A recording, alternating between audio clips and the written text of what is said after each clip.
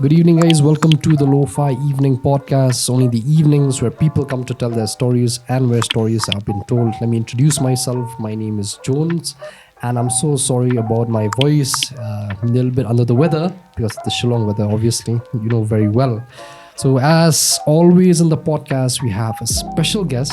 It's none other than Mr. Aleric from Thank you for having B.A.D. me. So, I just want to say thanks for following and thanks for subscribing. If you want to know more about us, it's all in the description down below. So welcome to the podcast, Mr. Aleric.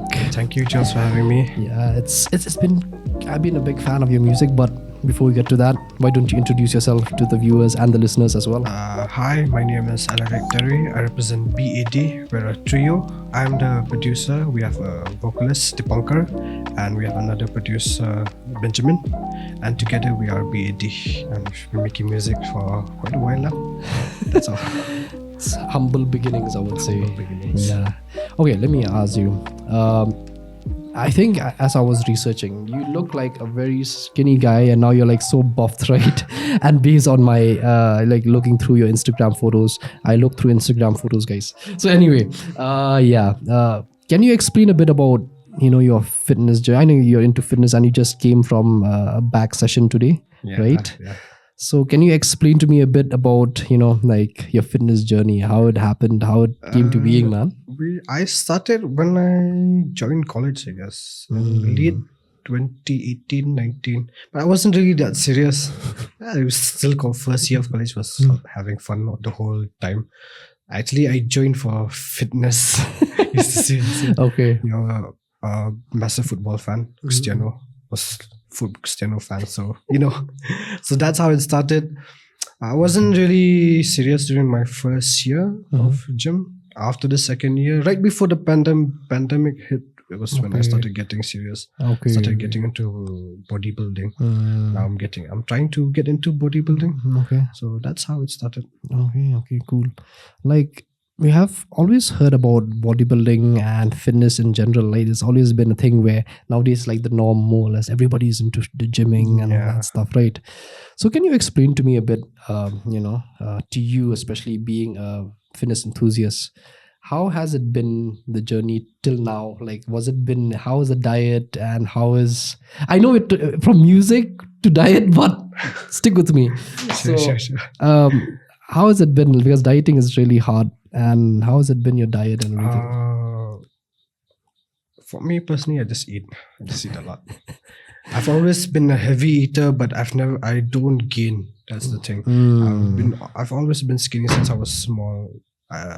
So I wanted to gain some mass, actually. So that's how it started. Okay. Basically. Okay, that's how it goes, I guess, right? Yeah. For us, especially the lean ones, especially I saw your before and after kind of thing. You're very, very lean. I'm not lean, skinny. I was to my bones, literally. Seriously? Yeah, I was severely underweight when I started.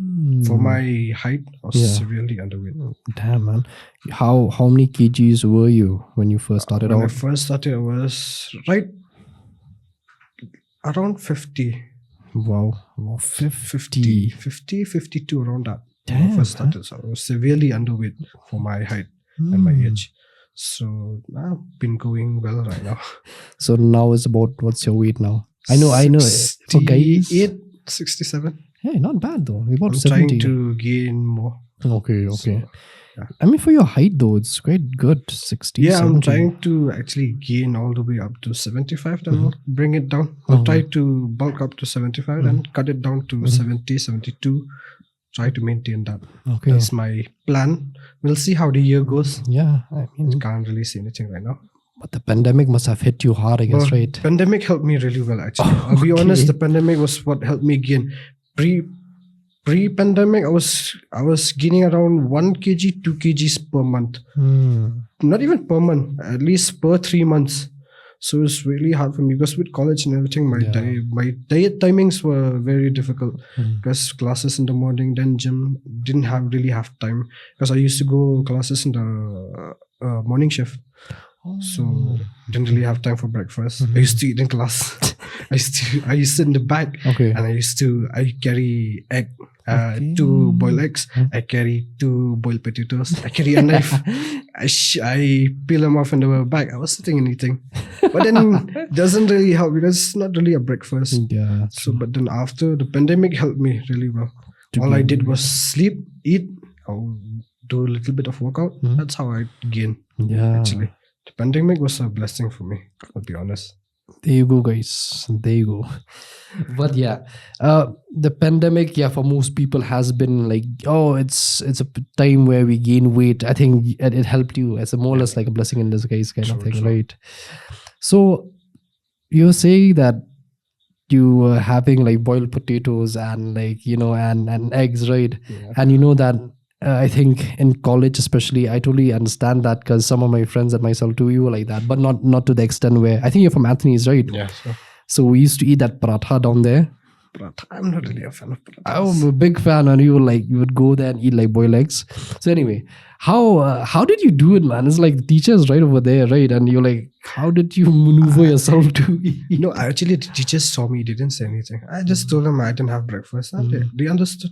Because early in the morning, 6:37, we have classes. Yeah, that's true. So they understood. And it's okay. It's very chill though. I feel. They are very good teachers, very chill teachers. You're from BCA, right? No, I'm doing PGDC right now, but I'm from commerce background. BCom. Okay, BCom, right? Yeah. So we had Rachel Annie in Rachel Ann. Sorry, my apologies, Rachel. Don't mind. So we had Rachel in, and she is also is a BBA student from Anthony's itself. So it's really cool that you're taking such a subject where so much scope is there, right? I won't say there's so much scope in right now in the Northeast. Let's say outside, yeah. In the Northeast, I think it's growing. Gotti is really well. It's doing well for itself, Gotti. A lot of development. But right now in Shillong, I think it's gaining. But then over here, I feel like commerce is overlooked. Yeah. To be honest, I feel like everyone is either science or arts. Commerce is like very underlooked. Why do you think so? Commerce is underlooked, according to your opinion? I don't know. Maybe most people, they don't have the knowledge about it. And those who go to commerce also, their main aim is CA. That's what. I didn't go for accounts. I'm a marketing student. Okay. So I'm trying to get into MBA. I'm preparing for CAT right now. So actually, that's what I feel like. Most, they don't have that knowledge over here. Because over here it's like, they take into the general things, the general sense of things. So I don't think they really understand. Yeah. So that's why. It's one of those things where I think you go for banking, or I think that's the only banking or CA. CA. For commerce, that's what everyone thinks. That's commerce. Commerce is that. So that's what they think. The same with science. People will say science, doctor, engineer. Finish. Nothing in between. It's like that. But there's a lot in between that. It's the thing that we don't have those over here as well. I feel lack of opportunities, man. Opportunities and facilities. Infrastructure, yeah. A lot of institutions are not there to cater to these things. Gotti is doing well for itself, but here, not that much. Quite slow with everything, I guess. Yeah, it's slow. Yeah. It's slow and a bit outdated. Yeah, that's one thing. Our syllabus, I remember when we did it the first time, I think political science, I took political science. So till date, you're still using the same syllabus and you're still learning the same old thing, even masters. That was what I was with MBOS. I was from Anthony's. So I took computers. When we were doing computers, we were doing QBasic. It doesn't even exist in the world anymore. Why would we learn it? No? That's it. So that's the state that we're in. So that's why I feel like people don't have the knowledge. And by the time you have the knowledge, I feel like you don't have the time anymore to learn it. Exactly. So that's why. It's very effed up to think about it because we are stuck in that same old thing. But what to do this, how Shillong is. I guess this one makes it more like a compliment towards our state because we are kind of like slow and take a chill pill kind of thing. Yeah. That's fun. Okay, let me just talk. I think we're drifting a bit. I want to talk about your bodybuilding thing, right? So, bodybuilding is one of those things where it's very, very. I think this pandemic really hit hard because we saw lots of people.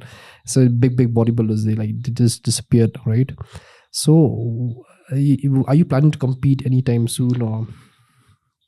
I'm not really at the moment. I'm thinking of doing it, but then I'm not sure. I want to gain first. I'll see how it goes. Yeah. I'm not really sure right now because maybe I might go for these powerlifting and all, but not really into bodybuilding right now because I feel like I don't have the mass yet.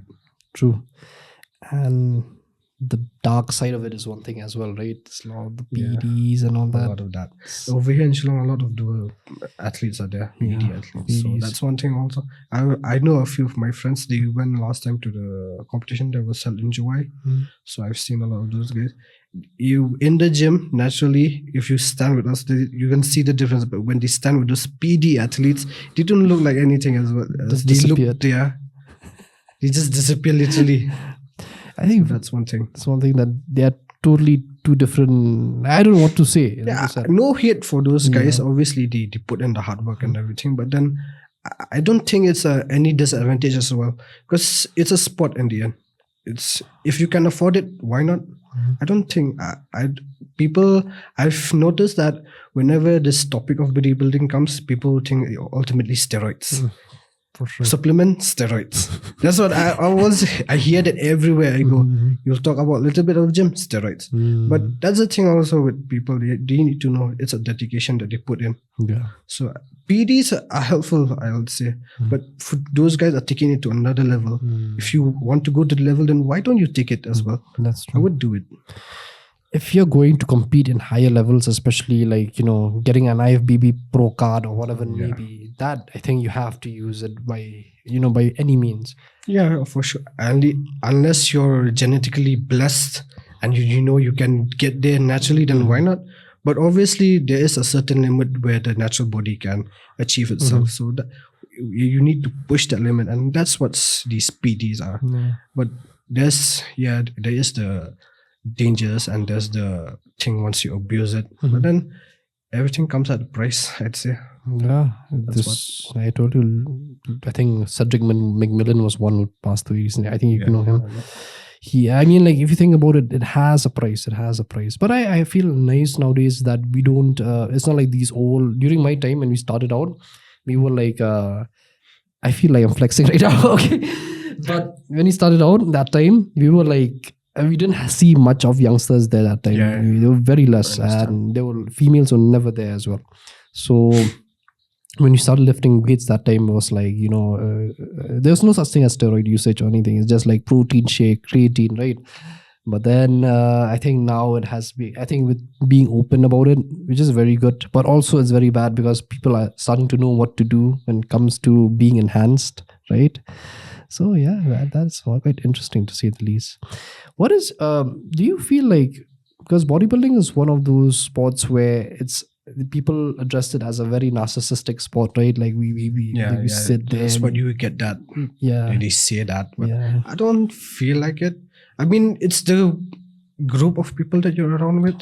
I feel like with my group of people, we're fine. We joke around, we talk around. And the best thing about it is you build discipline.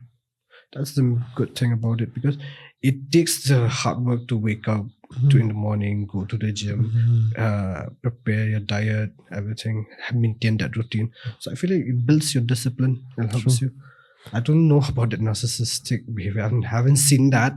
Maybe it's because it's a certain person, but not everyone can be included into that subject. True. Bodybuilding, I have found, in fitness in general, is one of the things where if you look at it in the right way, it'll treat you in the right way as well. But if you look at it the wrong way as well, it's very bad. It has a very dark side to it, right? True. Yeah. You were saying that 2 o'clock in the morning you woke up just now? You saying No, I said in the morning I wake up for the gyms and everything. Okay. So you have morning classes at 6. So I used to, not now. Okay. During my graduation, I used to have more classes in the morning at 6, 6:37 around that time. So and then all the way up to 11:30, and then I'll have lunch, go to the gym, and then home. That's it. I was quite sure that you said like 2 a.m. I said, whoa, 2 a.m. Misheard me. Yeah, I misheard you. My apologies, man. But yeah, I think the darker side of bodybuilding will always be there. But I like I said, like I've always been very fascinated by how people can really work hard to achieve such a godlike physique, right? And you have a good physique too. I saw like the now and the before and after kind of thing. So as I was doing your research a bit about B.A.D and in general, right? So can you just explain to me like first and foremost is that I saw a photo of you guys of you when you were very young, I think, with a plate on it. That was you, right? Yeah. So I feel it's really like the camera that has been taken is black and white as well, right? I think remember that you were like a small kid and you were holding a plate. Oh yeah. That was quite old. When was it? I think that was when we went to a family picnic. 5 years old ago. I was 5 or 6 around that age. Really nice, man. I mean that nowadays everybody's going for that aesthetic look, right? Yeah. But the thing that I like about that photo, as I was trying to analyze like what it means, and because it has for people who's watching it, and I think it has a different connotation when different people. But for me, it's like when I looked into it, it's like you really miss those childhood days, right? Yeah, sort of carefree days. Now you have to think about everything. Everything you do, you have to think about the next day. What will you have to do? So that's what. At those time we were carefree. All you cared about was eat, sleep, play. That's the life. Yeah. And KG, nursery, that time was nothing. We never do anything anyway, right? Yeah. Man, like you being a person who started out quite young when it comes to music as well. Can you explain a bit how did B.A.D came to being? How did the how shall we say, like how did the origin story of B.A.D came to be? So we started around late 2019, around October, November. Actually, me and Benjamin, we were childhood friends. We were friends since I was in class 6, I guess, if I'm not mistaken. So that's how we knew each other. And Dipankar and Benjamin was the same. They were childhood friends from school at Mans. So they knew each other. And all of us, we were making music. Not music, beats, I'd say. FL Studio. That's how we just started randomly. At first, it was virtual DJ. Virtual DJs was all the rage. So that's how we started. That's how basically. So around October, I just said to those guys, we knew each other. So why don't we just make music together?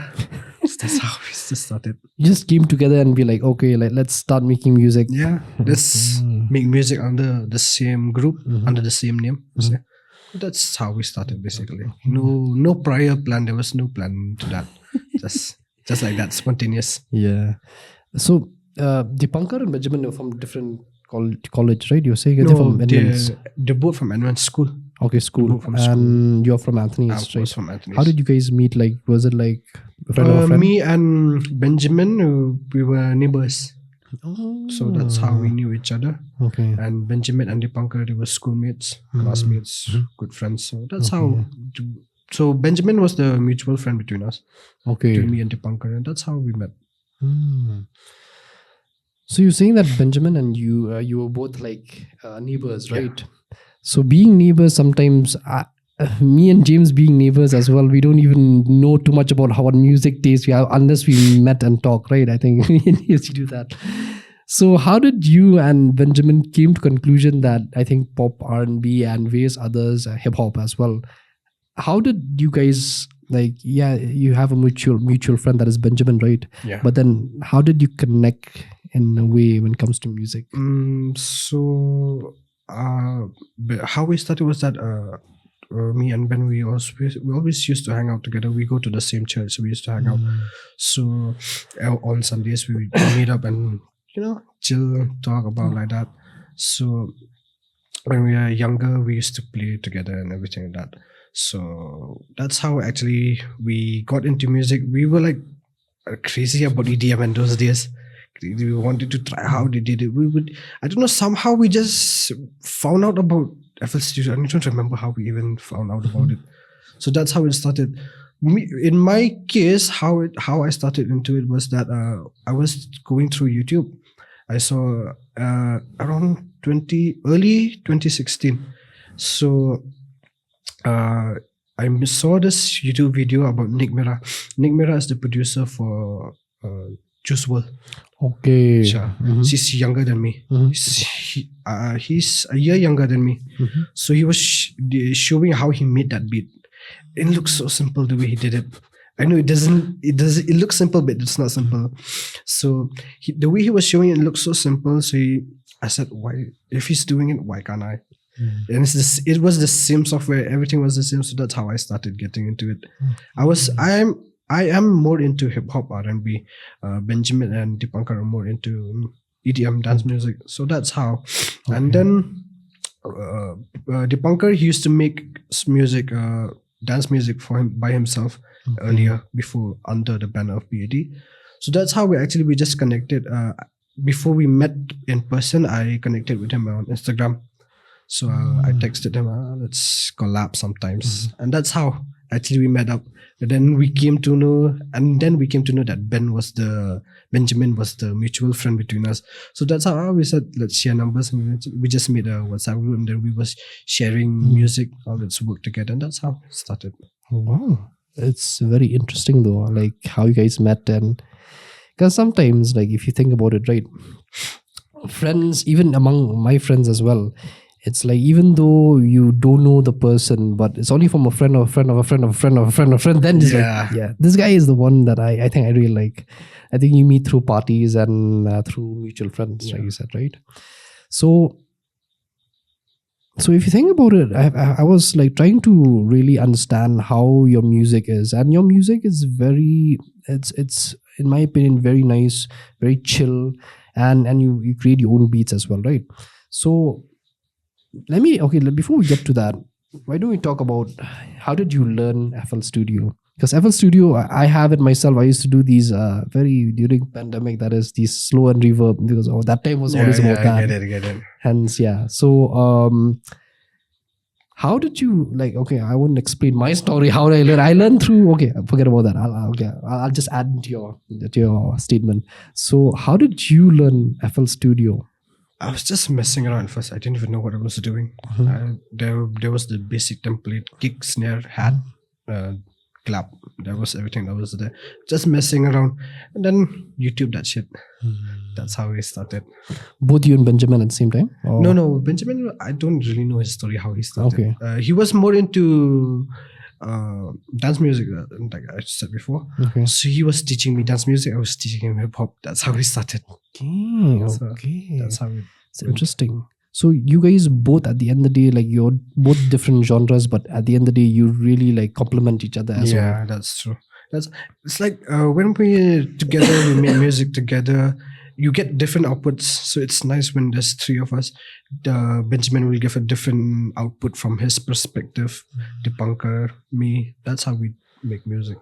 So it's nice because I'd say I specialize in R&B and hip hop and these pop and everything.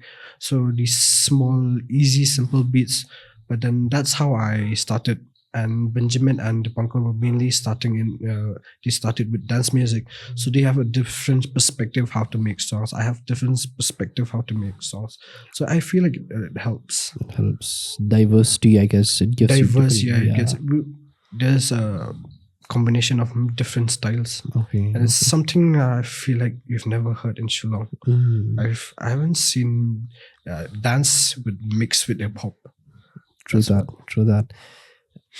Don't you, since you're talking about music as a whole, right, you being especially you're more an in group right now. Everybody knows B.A.D through, shout out to Knack. For this podcast, seriously, thanks to him. And for Bun Job as well. But since B.A.D is one of the most known group right now, and especially under the banner of through Knack and through various other peoples as well, right? So how has it been, the reception from the audience towards your music? I feel it's been really good right now. We've been gaining a lot of momentum. I'd say people are getting to know us. It's been really good. People are. I was walking the last time we home. I was hearing people play our songs. You get that sense of pride in you. It's really nice. They don't know we made it, but then it's nice. I heard my neighbors last time they were playing our songs. Banjob's Museum. I was living. They didn't know I was the one. I was the one of the producers. But then it felt nice that people are playing our songs. Shout out to Banjob as well. Yeah. He actually did talk about you guys about you producing and all that. So shout out to him again. But yeah, it feels a sense of, I mean, because you are kind of like a very private person, in my opinion. It's like I was trying to dig into, like various other forums to just understand who you are, and you're like very, very, very private. Okay, it's very, very cool. I like that. So you being a person hearing your friends and maybe even strangers doing this, and they don't even know you're producing it. Do you feel happy that they're listening to my music, or like should I tell them that I created it? Right? No, I don't that want itch. Do you have that? No, I don't. Okay. Sometimes, but not really. I'm not really. I don't really like to be in the spotlight. To be honest, I'm like a very camera shy person. I think you would have seen that our video. I was very uncomfortable. It looks very uncomfortable. You look very natural though. I'm not really a natural. Banjob is natural. If you have seen Banjob is a natural in front of the camera. I'm a very shy person. Once I get to know you, then I start opening up. But then in the first time, it's very difficult for me to make conversation. I don't want to say the wrong thing to the wrong person. That's the main thing. True.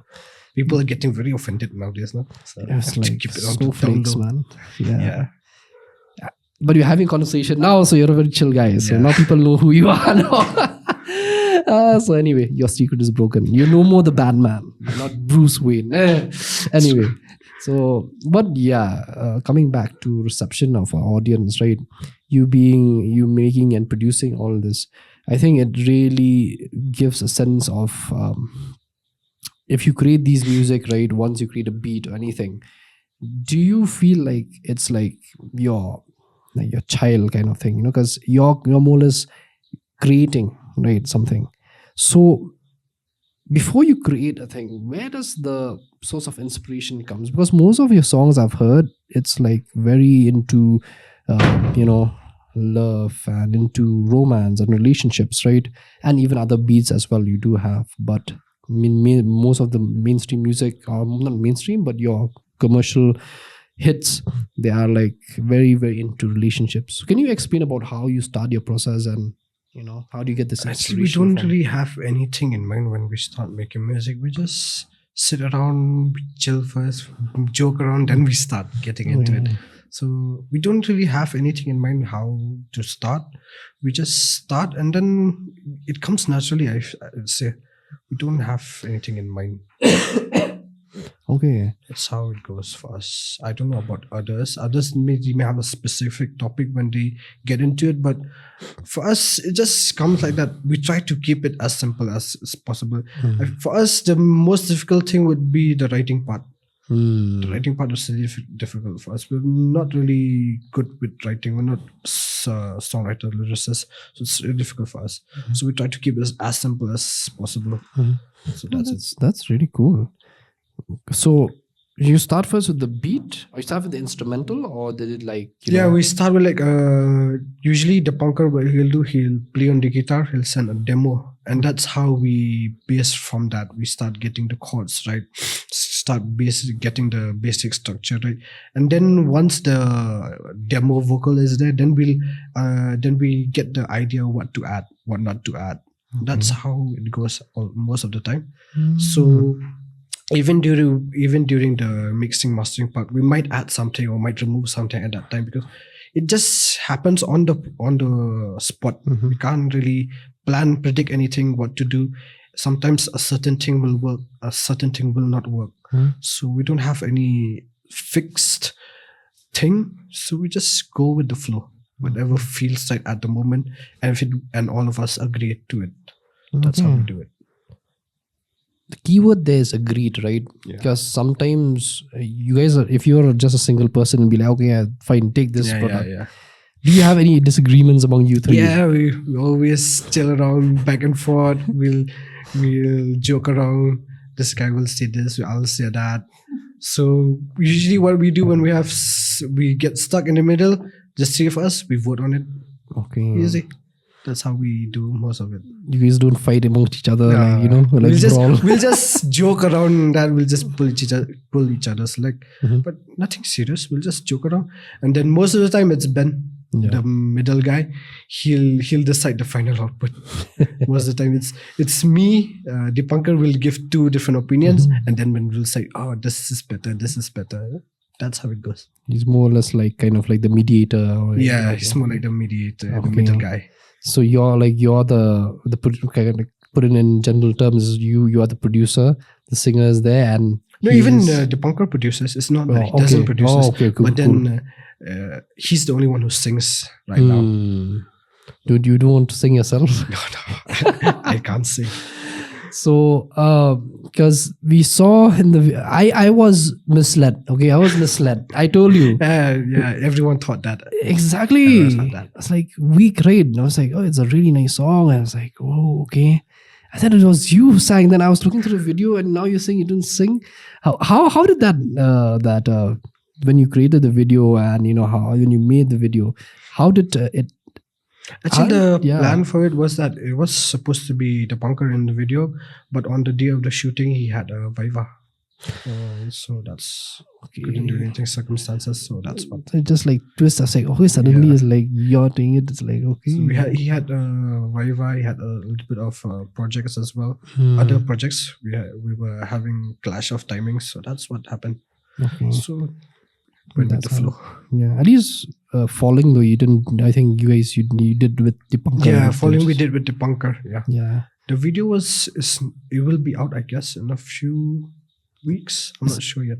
Falling is already, isn't it out? The audio is out. There's no video for it. Okay. We were planning a video, but then Dipankar had to go back to Kolkata. He's studying engineering in Kolkata, so that's what we might have to reshoot everything again. Oh, that was Slow. Okay, Slow and Falling.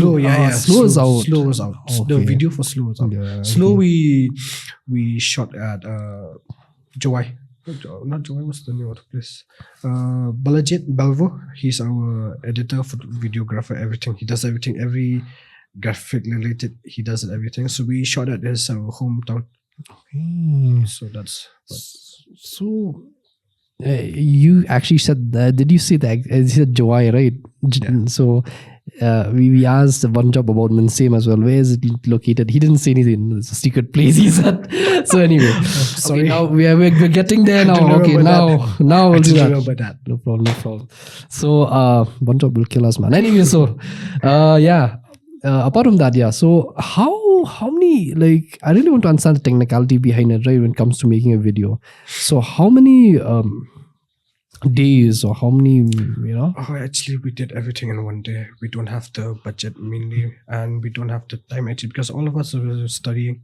So only time we're all free is weekends and Sundays to church and everything, so we can't make it. So Saturdays, everything has to be done on either it'll be one Saturday or another Saturday. But weekdays, it's very tough for us. Weekdays, usually we don't do anything unless it's very, very, very important. But all the time, it's always Saturdays. That's how we do it. Speaking of time, right? Because I know you're still on the verge of completing your studies and all that. How did you, I always ask this to lots of people. I want to get your view on it. How did you balance out, studies and music and gym and, your own time? Sleepless nights. That's all I have to say, sleepless nights. Okay. So usually what I do is I stay up late and make music. Usually that's how it goes. It's very more or less very hard.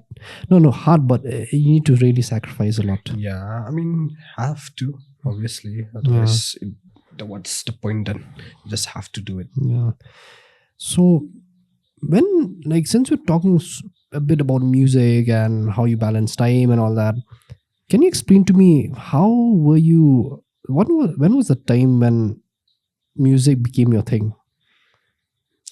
Actually, I'd say it was like I told you when I saw that YouTube video about Nightmare. That's how I just get that sense of inspiration there and then. So it just started from there. And then I wasn't really that serious. I was just making beats for myself for fun. I didn't think of it to take it further. And then I got into college. And then somehow I met Knack. And that's how it started. I met Knack through TMP. So that's how it started. I think you can capture it, right? Okay. So yeah. Oh, so you met through TMP. Yeah, so I met Knack at TMP.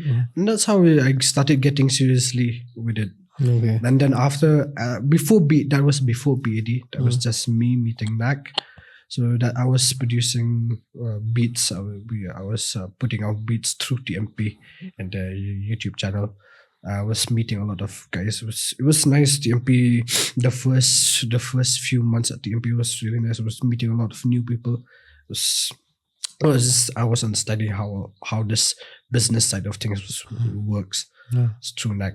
So that's how. And then B.A.D. and then through B.A.D. we met other people as well. Bunjob, that's how we met Bunjob. Bunjob was part of B1, is part of B1P. Yeah.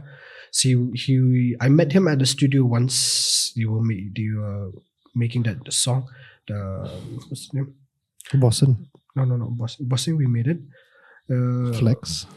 Okay. Sudden Flex. Yeah, Sudden Flex is good. The beat was really okay. Go ahead. Yeah. So they were making that song B1P X Bunjob. So that's how I met it. Trophies. Not Trophies. Yeah. So that's how I met him. It was just a hi hello. I didn't really knew him that well. And then he contacted DJ Knack. He contacted DJ Knack for beats and everything. He wanted beats, and then Knack forwarded our number, my number, basically to him. So that's how we met. So the funny thing is, Bunjob's younger brother, Ben and Dipankar, they're all classmates. So that's how we all met each other. So gel well as well. Yeah. So that's how we started. Oh, it's very wholesome, shall we say, because you knew each other, Ben, and you knew, but like you met through Knack and all that, and even they're friends of a friend again, right? Small world. Shillong is a really small place. Everybody knows somebody. Watch out, guys. Hey, anyway, it is true. It is true. I have always found that you always know everyone here. Yeah, so, somebody will always know somebody. It's always like that. Do you know that? Do you know that? That's how networking works. Yeah. So. Yeah. It's a good thing. Knack knows everyone. Knack is the main guy. He knows everybody that he does to know in this music thing. He knows everyone there is to know. Yeah. Knack is, the thing is about Knack, he has an ear for music. Yeah. So when he heard your beat, was he like, in some way like, oh, the music is good, but you have to do X, Y, Z? Yeah. He's always pushing us to do new things because he knows best what works and what doesn't. So he's like the advisor for us. He understands better. Before we release anything, he'll be the final guy who has the say because he knows what works and what doesn't. So he'll listen to the final mix, he'll give his input, and that's how we move forward. That's nice, yeah. Because he seems like a very down to earth, but when it comes to being serious, and he really can push people, and which is for the betterment. You're here right now, it's because I think probably because of him and because of yourself too, right? True.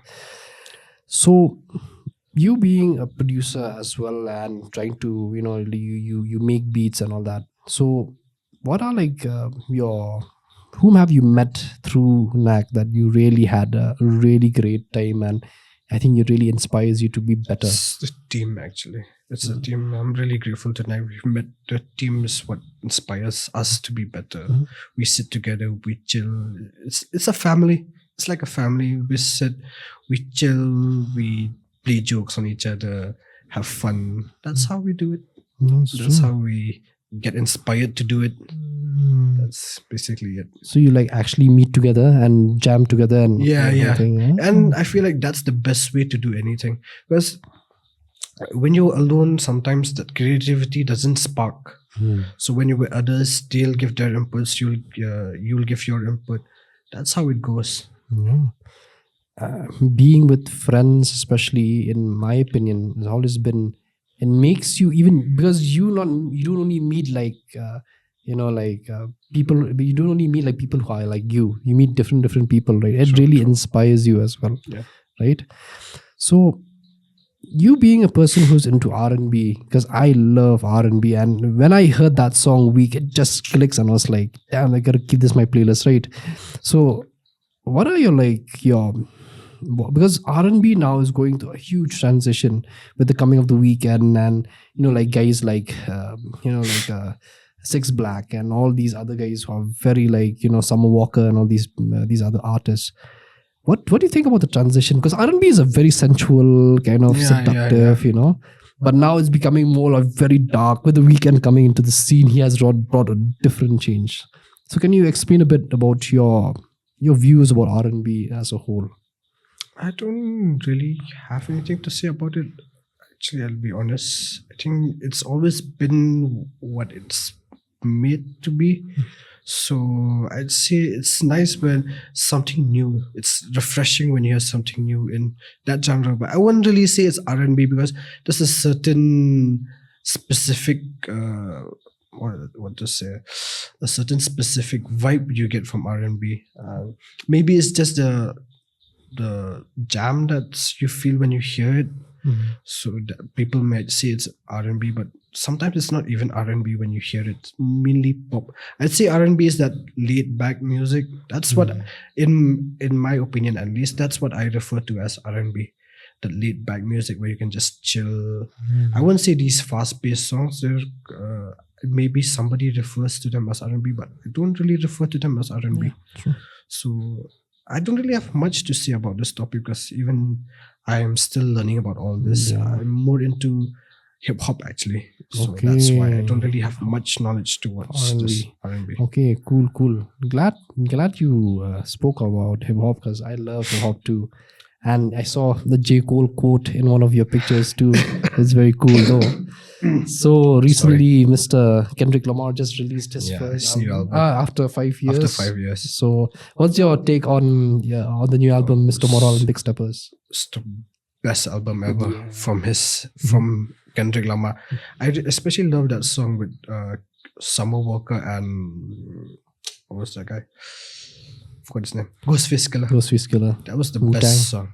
That was the best song from the album. I like United by Grief, I think. United by Grief, Off Grief, or whatever maybe, but United by Grief. I don't remember the names right now yet. Exactly. N95 I remember. N95 is really good. It's really, really good. The aspect is giving from that song, his view about it, it's really nice. Really. Yeah. And even that The Heart Part 5, yes, where he was morphing into Kanye West and Kobe Bryant, and into Nipsey Hussle. The part where he morphed into Nipsey Hussle and he was giving his perspective how Nipsey got shot. That was the best part of the song. There's some guys who are just visionaries, man. True. He's one of the, one of the biggest, and not just down to earth, but as well as his lyrics really speak for themselves, kind of thing. For me, till date, I like Kendrick Lamar. I think Good Kid, Mad City was always been my favorite from all of his discography. But if you look at Kendrick Lamar, right, he talks about more or less a story throughout his album that he talks about his childhood and all that stuff, right? So you being a part of the music industry, we shall say that as well, right? Would you like to make a probably near future kind of that kind of thing where absolutely I would love to make an exclusive album with a certain artist. It'll just be us, B.A.D, as producers, and one artist. I'll be exclusively between us. I want to make a whole, if not an album, maybe a small EP, but then it'll be a whole storytelling EP. I would love to do that. I think it's really cool though, because Kendrick is he's a storyteller, but in a very you have to really think twice through his lyrics, right? You always have those double meaning in his double lyrics. tantra kind of thing, because his music is the way he writes is even though it's easy to understand, but it has something behind it. So it's really for me personally, I really loved King Kunta. King King Kunta. Kunta and All Right from the To Pimp a Butterfly album. Yeah. That was the best for me. I see the perspective that he was giving for All Right, Mhm. especially, and I love that it had that jazz elements. You rarely hear that in hip hop nowadays. Mhm. So nowadays hip hop is getting really fast, really out there. Mumbly. Yeah, mumbly. You can say no hate, No but hate. then it is what it is right now. But then it's nice when you hear something that's laid back, when you can really understand the lyrics. Mhm. You really hear that nowadays in hip hop. So it's really cool. That is true. Because Kendrick is a very, very, what shall we say? He's kind of very methodical the way he writes his lyrics, right? And he's kind of the laid back. So, like, like Logic, like J. Cole and J. Cole, Kendrick. yeah, J. Cole. Even Joyner. Joyner. I love Joyner's music as well. This perspective he puts out on his music is like it make you think twice. Especially there was this song where I'm Not Racist. I'm Not Racist. That song. Yep. It's like it It's shows the sad. perspective of somebody else. So it's really cool when you hear that. But when you hear something like that, you wouldn't really expect somebody to put out that kind of music. It might be offending for somebody else, but then it's nice when you hear it's refreshing. You get a fresh look into things, Good perspective too. new perspective. Yeah, because I have always seen that race I'm not a racist, right? That video, there's a white guy and there's a black guy. He's sitting there. explaining how black guys are actually more racist than other people. So it actually makes sense at certain points. Like I wouldn't say anything because I'm not part of that community, but Exactly. then what I see in social media, sometimes you need to know both sides of the argument before you jump on conclusions. So it's nice when you see something who actually says that. Yeah, that really hits the nail on the head, because we see that always happens, because we always put the blame on some certain thing, but then there's always There's always something, but you don't know, but then you just jump into conclusions. Exactly. So it's nice when you get that other perspective. Exactly. That is so true. I think Joyner is one of those rappers where he's very versatile kind of thing. You have seen that he can go fast. He can cover he covered 21 Savage, Bank Account, and various others, even Gucci Gang as well. Yeah. It's like okay. So Ihsan here is a big fan of NF as well. NF. So what is have you?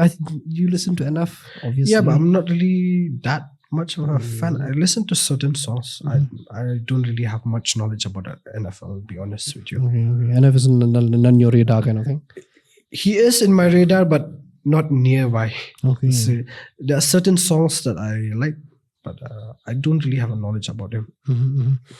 What is your take on these, like, since we talked about old school rappers and new school rappers, what is your take on these the new shall we say trend that hip hop is going on?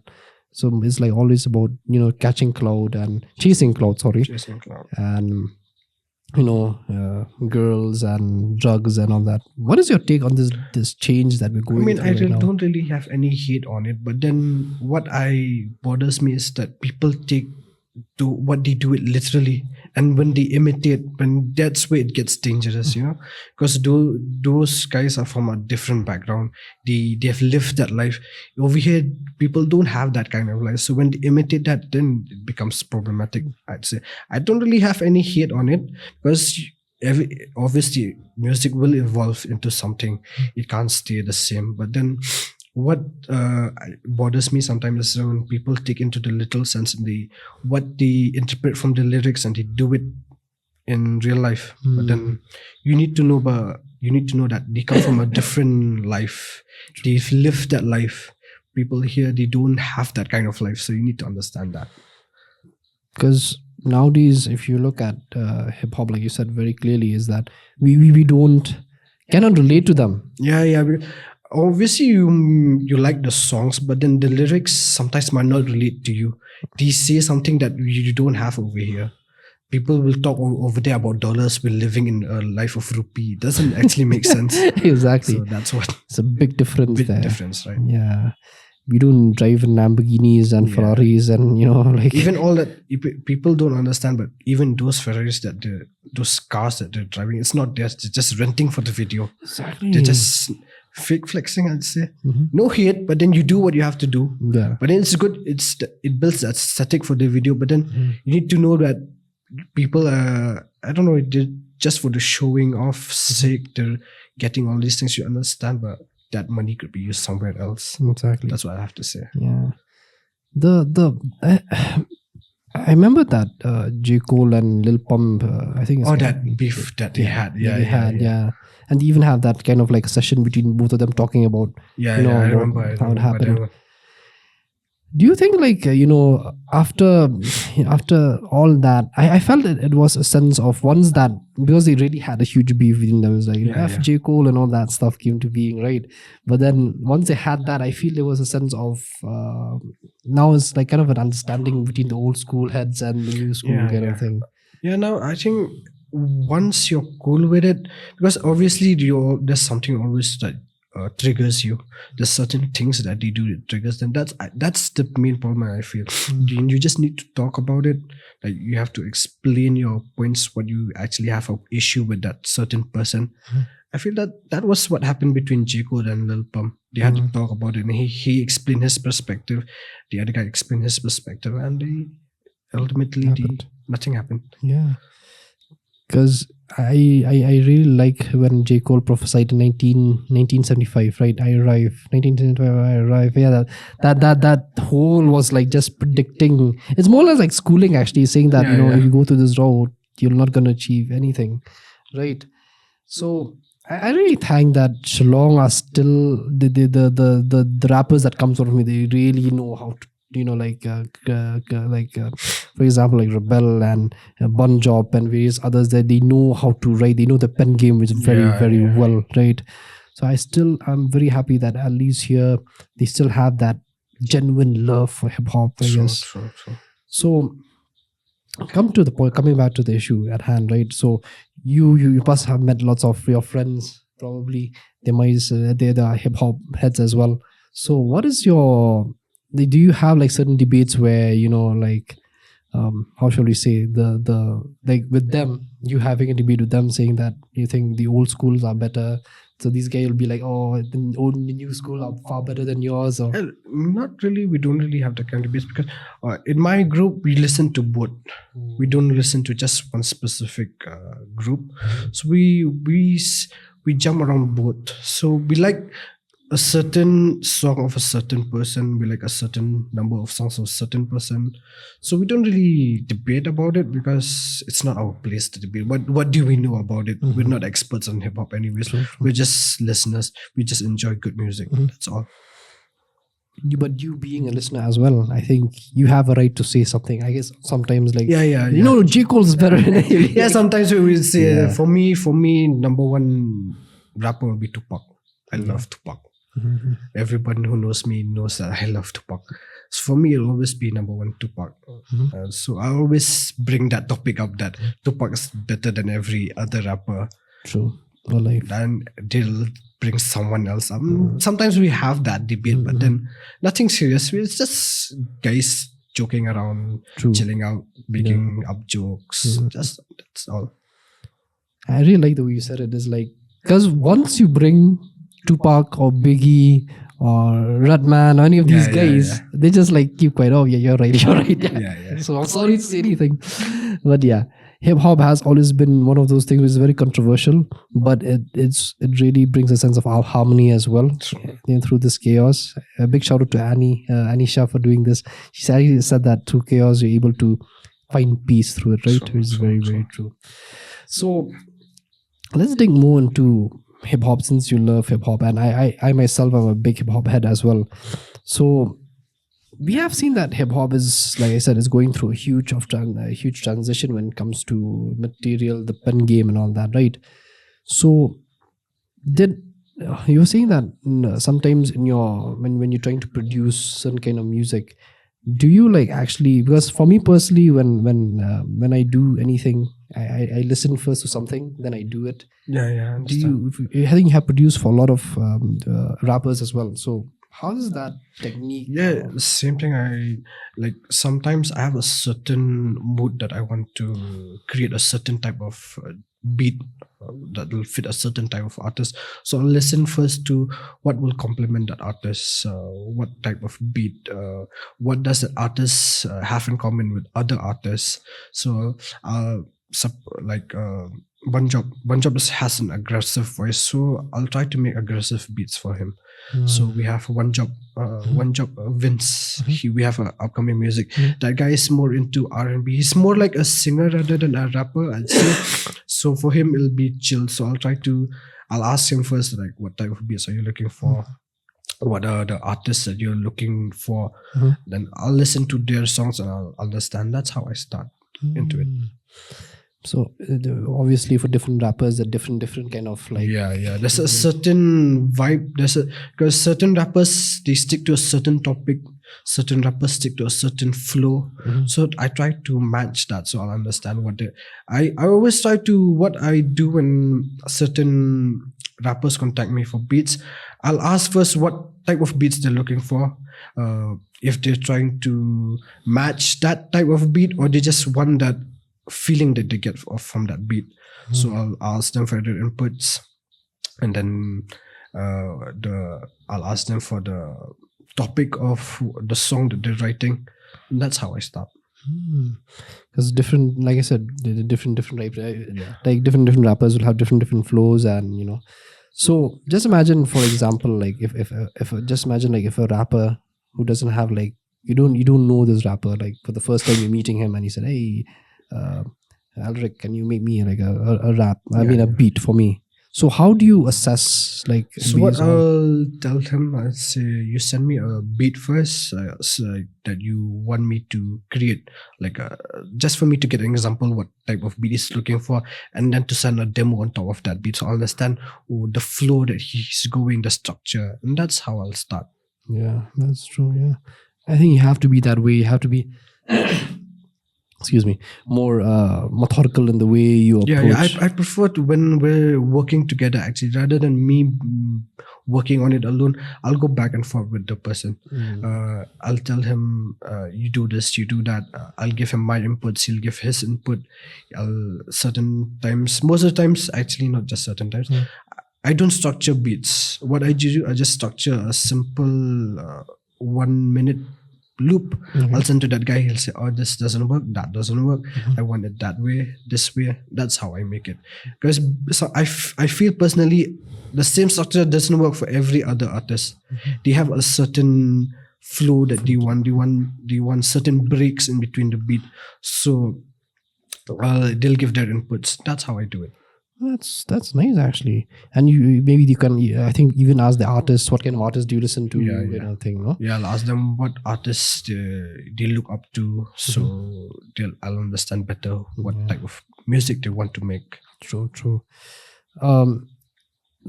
You being a producer, because if you look like J Dilla, and all these other producers that are like,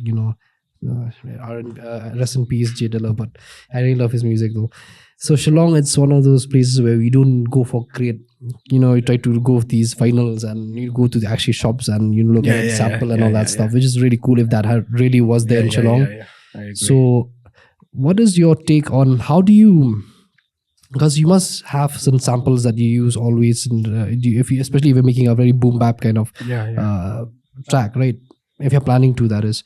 So how do you like find these samples and try to understand? Because here you don't have that culture of dumping to creates and all that stuff, right? So can you explain a bit if that makes sense? YouTube is everything. I just search through YouTube. I'll search. Usually, what I do to avoid copyright drama, so I'll search for, because there's this loophole. So I'll search for a certain period of songs where the copyright doesn't. What's the word? It doesn't detect. Not detect. It doesn't affect anymore. Okay. It doesn't there's a certain time period where the amount of copyright will work. So I'll search for a certain number of years ago. So I'll go through that, or maybe I'll just type boom bap samples and then I'll see that. There's a lot of playlists that there are these YouTube tutorials. There are these YouTube producers. So they have these playlists where they keep it public. So I'll go through those. That's how I do it. Yeah. Sampling in itself is something else. It takes a lot of time, a lot of patience just to find the right song, the right part of the song, so which will fit. So it takes a lot of time actually. Especially, like you said, especially trying to fit the artist or the rapper himself, right? Yeah, man. Sometimes a certain beat will be too aggressive for a certain rapper who's a little bit laid back. It might not suit him, even though you think it will suit him, but then when you get the vocals, it doesn't match. So you have to work around that. So usually what I used to do, if a certain rapper wants to work, or a certain artist, not just any rapper, I'll always tell them to send a demo first, so I understand what they're looking for. And when I have the demo, I understand if this beat will suit them or not. So that's what I do. Yeah. I like the point where you said, you hear the demo first, right? So, like, I know it sounds stupid if I ask this, but how do you train your ear to I'm really bad, actually. I'm tone deaf. I didn't even realize I was tone deaf. Thank God to Eric for spotting it out. I didn't even realize I was tone deaf. I was at the studio. He teaches me everything about mixing and mastering. So we were just going to one of those mixing and mastering sessions. So we were just taking a break. We were trying to create some new music. He was telling me, play this key, this note. I couldn't find that note. I can't hear that note. Wow. I'm tone deaf. Now it's getting a little bit better. He was telling me do this. What he suggested for me was to tune guitars. So I used to tune guitars. James knows very well. So I try to tune guitars. I'll keep my phone there, the tuner there. He'll tell me to tune guitars, so I'll catch the note. That's what I did. Okay. I'm still getting there. I won't say that I've gotten rid of my tone deafness. It's still there, but it's getting better. Getting better. Yeah. Nice. I'll be honest, I have no music knowledge at all. Wow. I just made it from YouTube. Now you're lying, I think so. No, that's just a joke. But yeah, but you're making so much good music. I think now it's more or less like you saying not good music. You don't make music. It's like more or less contradictory, but you're making good music though. So just always a good thing. So, since we're talking about hip hop, right? This huge, you're talking tone deaf. It was music to be murdered by from I think Eminem's Part 2 or Part 1, the deluxe version. It was there. So coming to that, it really brought me to the point where he talked about tone deaf, where he talked about the cancel culture, right? About all these people trying to cancel Eminem. What's your take on cancel culture? That was really funny. They were trying to cancel Eminem. These new kids, they didn't even know Slim Shady, right? It was that Slim Shady phase they were trying to cancel, because Slim Shady is like really explicit. The lyrics are, the kind of lyrics that Slim Shady puts out. So it was really funny when I saw that trend to trying to cancel Eminem. It was really funny period for me. He's the GOAT, man. I mean, why would you cancel Eminem? Obviously, the more you try to cancel him, the more you'll get offended. Yeah, he'll always try to offend you. That's the good thing about Eminem. That's why I love Eminem. Doesn't give a rat's ass for anyone, for that matter. Doesn't care. Why would he care? Actually, he's in that level. You're in what level? You're not in the level to say anything to him. Exactly. I think now people will be commenting down below. We are all stans right now. But anyway, because even if you think like, guys like Jay-Z, like 50 Cent, or even these very, very like well-established rappers, right? You shall say, like even Nas and various others as well. Canceling them, it's quite stupid, because they are the ones who brought the whole thing. Hip hop in itself is very, explicit. It's very in your face. It's very complicated. So that is hip hop. That is hip hop works between the thin line. So that's what hip hop is. It will bring out topics that nobody will actually talk about. So that is hip hop. So that's no point in cancelling hip hop. Then hip hop, it wouldn't have existed if it would have been cancelled from the start. Yeah, that's true. And I think when there was one, recently Eminem got nominated for at the Hall of Fame and the Rock and Roll Hall of Fame, yeah, right? And Jay-Z and various others as well was there. There was an article that was written. Shout out to Speaky Blacks for this, actually. So if he's watching, I don't know if he watches this, but if he does, I'm a big fan of him. So he was talking about Eminem, talking about he nominated and why he's a white rapper, and why these black artists not getting into it, right? Yeah. And it's quite funny to see that till now, like, he still gets criticism for what he has done a long time ago, what he is doing, right? Which is quite funny in my opinion. And not just that, I remember they were saying that he's a culture vulture, right? Like kind of hogging on the culture of the blacks. But what's your take on this thing where he is actually a rapper who actually made hip hop a bit appealing to other people? Because I'd say hip hop became more popular because of him. Obviously, white people will love other white people, so that's what he brought hip hop to white people. Actually, hip hop was like a black people thing. It started as a black people thing. So with Eminem, it reached other areas where you wouldn't expect hip hop to be there. So I think Eminem was everything for hip hop. Everything is hip hop for Eminem, and Eminem is everything there is in hip hop. True. You won't see people wearing t-shirts of Eminem. During our time, we saw people wearing that. So like, who's this white guy with the blonde hair? Yeah, you wouldn't expect a white guy to be good at a black guy's thing. Craft. Yeah. So that is Eminem.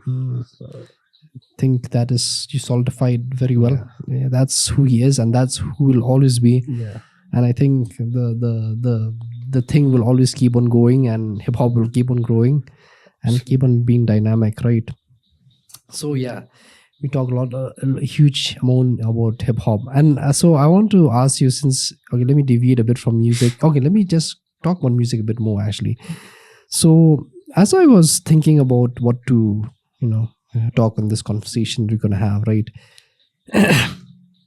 So you guys actually performed in Cherry Blossom as well, right? So how was the whole the atmosphere, the vibe and everything? It was the first show ever for us, so it was really surreal. It was good it was surreal when people were actually singing along to the lyrics. Well, you wouldn't expect that, and especially when it's your first show. So huge shout out to Knack, huge shout out to Bunjob and the rest of the team. Bunjob was really the main star of the show. He was the one controlling the crowd. He knows how to control the crowd, and it was really a surreal experience. I'll be honest. I think you being, I think Knack was really has really brought you guys to the light, kind of thing. True. Especially people, and especially to the mainstream media as well, right? So how was the whole experience in Cherry Blossom right from the start when you guys were there? Excuse me, my goodness, this school is getting to me. So can you explain a bit about like, you have never performed prior to Cherry Blossom? Like we did, like, it was just not at the level yet. It was small gigs, small things, but not as great as Cherry Blossom. Hopefully something better will be there. True. But then that was a really exciting, nervous, surreal experience, because it was the first ever, so there was a lot of nerves. And plus me and Ben were the backstage people, so we're not really into the spotlight, so it was surreal for us as well to see from the backstages, to experience that. Okay. Yeah, so can you explain a bit about these first show that you did? Like, not for you said there were small settings that you have done. It was like part with Knack as well. We had a small gig in Assam, Gaudi. Just part of Knack as well, just like a supporting act for Knack. That's how he took us along, just to get that feel, experience, just to get that stage fright out of us. So that was it. A huge shout out for him. Yeah, really trained you guys in a very I think just trying to feel you guys. He was pushing out us just to understand what people will like about us, what people don't like about us, just to understand the crowd first before we get into something big. That was it. But I think Cherry Blossom was a different level of Oh, being absolutely, there, absolutely. right? So I think you guys must have really gotten more or less, your publicity must have really grown Yeah, it with really that. helped.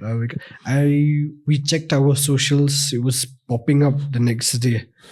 We didn't expect something like that to happen, but it was really good. It was really good. So that's why I saw that it's like you guys are like more or less now, even though you now with this podcast going out, I think B.A.D is gonna grow more as the days gone by. So one thing that really made me understand more about you guys is that most people actually they don't know that you guys are a trio, but now they know that you're a trio, right?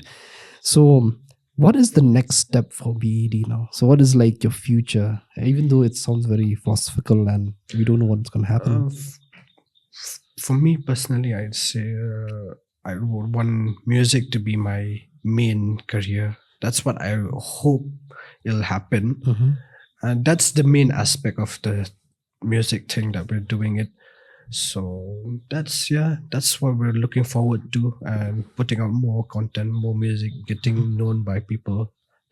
We want to be a household name in Shillong. That's what we want to be. I think now is more or less you're very wholesome because we know all of you will know. Most people they know B.A.D now. I actually told you I think yesterday when I was having a chat with you, right? I said that I posted your song on Reddit. I think it's an R&B forum I kept it. So people were commenting me there and they were saying that, oh, who are these? Who are you guys? Like, it's really interesting. I said, it's not me. It's like the different people from my region. They're saying, where are you guys from? From India. I said, oh, okay. We are from England and we really like keep it up. It's really cool, right? I mean, music at the end of the day, it's even though Shillong is such a small place, but if you connect, I think now with social media really helped you to really get to that top. Social media is a really blessing, I'd say. Internet in itself is a blessing if you know how to use it. Exactly. So if you know how to use certain aspects of it, it's really a blessing. Yeah.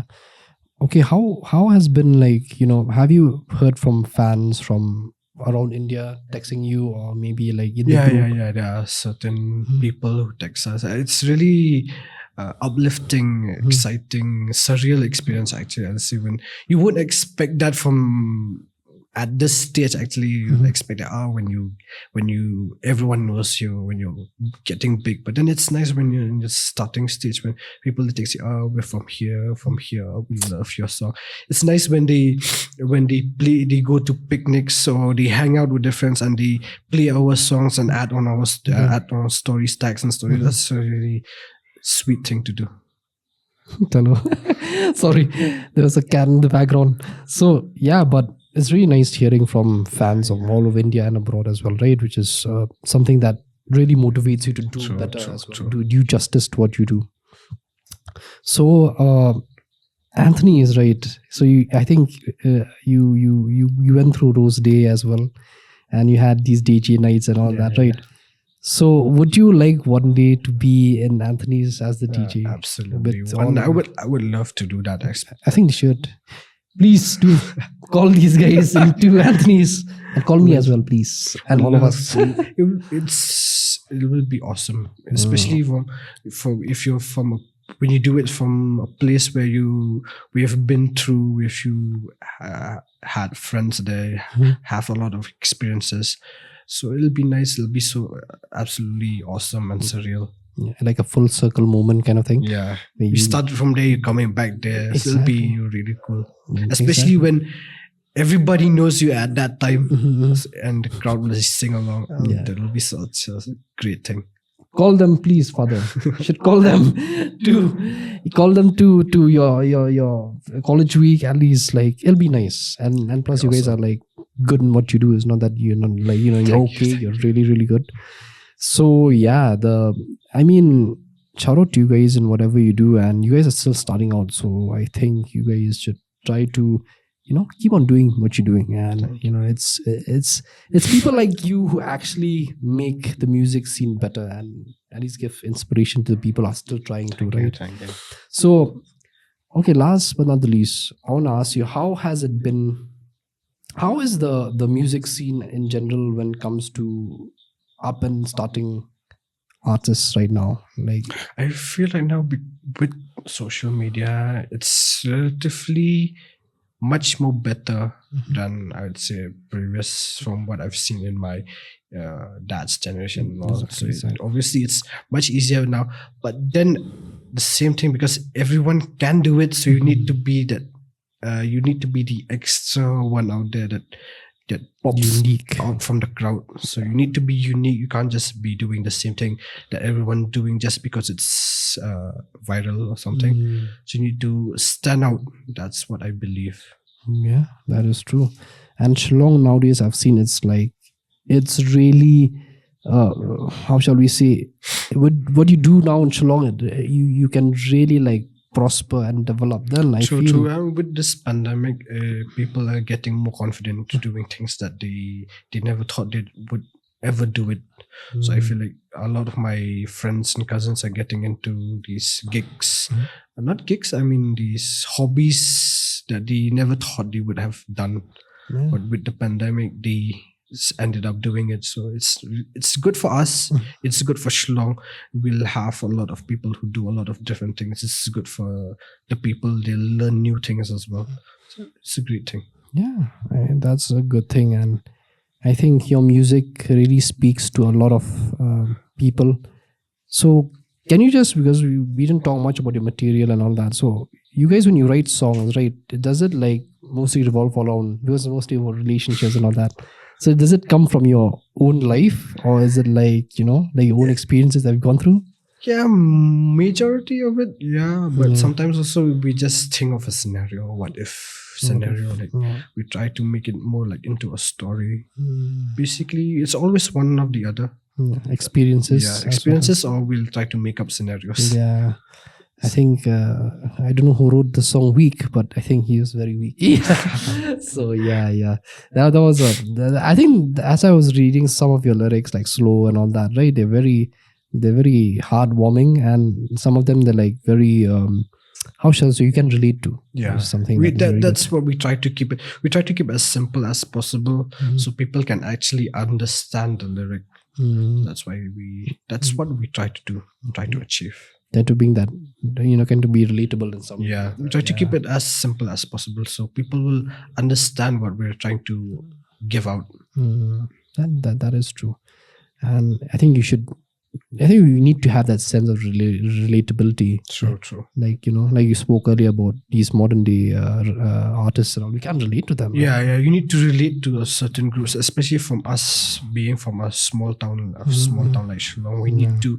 Everyone goes through the same experiences here, so we try to keep that out there. That's true. And I hope that you guys grow, man, because you guys have so much potential in doing many things. So yeah. Anyway, the conversation has been very vibrant. I really liked it having you here. And the sad thing is we weren't able to have Dipankar because he's not here as well. Yeah, he's in right? Kolkata. And shout out to him. Ben is having his exams. So it's difficult. Okay. So yeah, maybe next time we'll bring all the three of you. And that'll be very nice because we're going to have like, huge discussion about music and not just about B.A.D, but different other aspects of music as well, right? So yeah, without further ado, here's Mr. Ferdinand Rajano. Sorry, my apologies. This is, I feel very happy that you're here. The conversation was really cool. I mean, you talked about huge amount about B.A.D, and we talked about, like different aspects about music, which is always a good thing.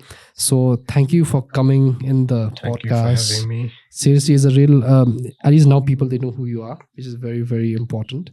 So you want to give shout out to anyone right now? You can look at the shout out to DJ Knack, Balajit aka Balvo, our go-to guy for videos, artwork.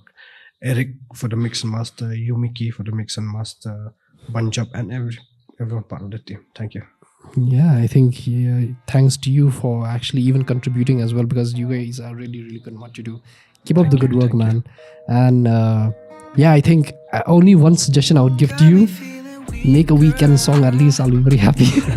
Like a very dark kind of thing. Man, I think you guys will really nail it. I think for sure. So you will keep that. Yeah, I think because if you look at your singer as well, And Dipankar, he sounds like a person who can really like be sweet but very scary at the same time. So kind of that, which is very, very Keep cool. that in mind. Yeah, definitely should have that. I think it'd be really cool.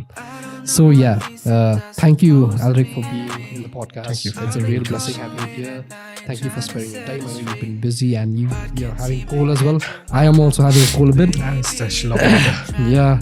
So guys, I'm really don't mind about our voices. It's really like muffled up and all that, but I hope you like it. So without further ado, thank you, Aleric, and thank you for being in the podcast. So hey guys, so today is something that we had a great and good conversation.